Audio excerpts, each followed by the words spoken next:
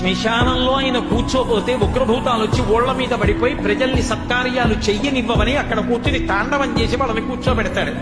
పార్వతీదేవి అడిగింది మహాభారతం అనుశాసనిక పర్వంలో, శుభ్రమైన కైలాసం ఉండగా, ఇంత ఐశ్వర్యం ఉండగా, చింతామణి గృహం ఉండగా శ్మశానంలో ఎందుకుంటున్నారని అడిగింది.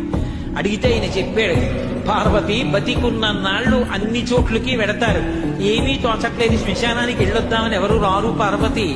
నేనంతవాణ్ణంటాడు, పొడుగ్గా ఉన్నానంటాడు, తెల్లగా ఉన్నానంటాడు, పండితుండంటాడు, పద్యాలు నాకు నోటికొచ్చంటాడు, ఉపన్యాసం చెప్పగలనంటాడు, నాకు పాటలొచ్చంటాడు, నేను నాట్యం చేస్తానంటాడు, నేను అధికారినంటాడు, నా దగ్గర డబ్బు ఉందంటాడు, నేను పాట పాడగలనంటాడు. ఇన్ని ఉన్నాయనుకున్న వాడిలోంచి ఊపిరి బయటికి వెళ్ళిపోయిన తరువాత వాడిని తీసుకెళ్లి 4 కొత్త కర్రల మీద పడుకోబెట్టి చాప చుట్టి తాడు కట్టి పైన నూలుబట్ట కప్పి తీసుకొచ్చి అన్నీ తీసేసి కర్రల మీద పడుకోబెట్టి కాల్చేస్తుంటే జీవుడు లేచి నిలబడి పుర్రె పగిలిపోయిన తరువాత కన్న కొడుకు కూడా స్నానం చేసి వెళ్ళిపోతుంటే చీకటి పడిపోయాక, అయ్య బాబోయ్ చుట్టూ ఉగ్రభూతాలు, నా వాళ్ళన్న వాళ్ళు లేరు, వీళ్ళని నమ్ముకున్నాను, ఒక్కడు లేడని ఏడుస్తుంటే నేనున్నాను రా అని చెప్పడానికి నేను కూడా లేకపోతే చచ్చిన వాడు 1000 మాటలు చచ్చిపోతాను.